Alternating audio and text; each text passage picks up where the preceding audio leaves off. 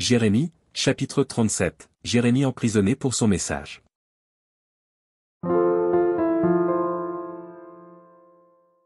Sédécia, fils de Josia, régna à la place de Jeconia, fils de Joachim, et fut établi roi dans le pays de Juda par Nebuchadnezzar, roi de Babylone. Ni lui, ni ses serviteurs, ni le peuple du pays, n'écoutèrent les paroles que l'Éternel prononça par Jérémie, le prophète. Le roi Sédécia envoya Jucal, fils de Shélémia, et Sophonie, fils de Mazéja, le sacrificateur, vers Jérémie, le prophète, pour lui dire, intercède en notre faveur auprès de l'Éternel, notre Dieu. Or Jérémie allait et venait parmi le peuple, on ne l'avait pas encore mis en prison. L'armée de Pharaon était sortie d'Égypte, et les Chaldéens, qui assiégeaient Jérusalem, ayant appris cette nouvelle, s'étaient retirés de Jérusalem. Alors la parole de l'Éternel fut adressée à Jérémie, le prophète, en ces mots.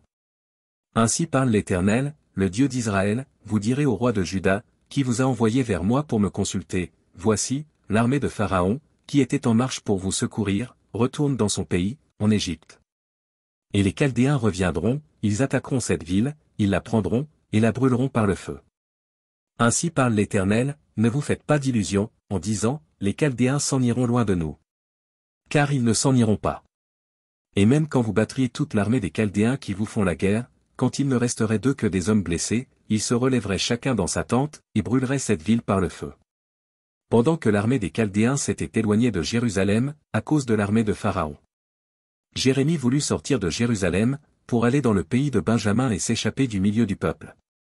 Lorsqu'il fut à la porte de Benjamin, le commandant de la garde, nommé Jiréja, fils de Shélémia, fils de Hanania, se trouvait là, et il saisit Jérémie, le prophète, en disant, tu passes aux Chaldéens. Jérémie répondit, c'est faux. Je ne passe pas aux Chaldéens. Mais Jiréja ne l'écouta point, il arrêta Jérémie, et le conduisit devant les chefs.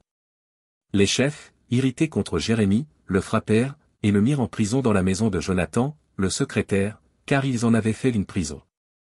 Ce fut ainsi que Jérémie entra dans la prison et dans les cachots, où il resta longtemps. Le roi Sédécia l'envoya chercher, et l'interrogea secrètement dans sa maison. Il dit, y a-t-il une parole de la part de l'Éternel? Jérémie répondit, oui. Et il ajouta, tu seras livré entre les mains du roi de Babylone. Jérémie dit encore au roi Sédécia, en quoi ai-je péché contre toi, contre tes serviteurs, et contre ce peuple, pour que vous m'ayez mis en prison? Et où sont vos prophètes qui vous prophétisaient, en disant, le roi de Babylone ne viendra pas contre vous, ni contre ce pays?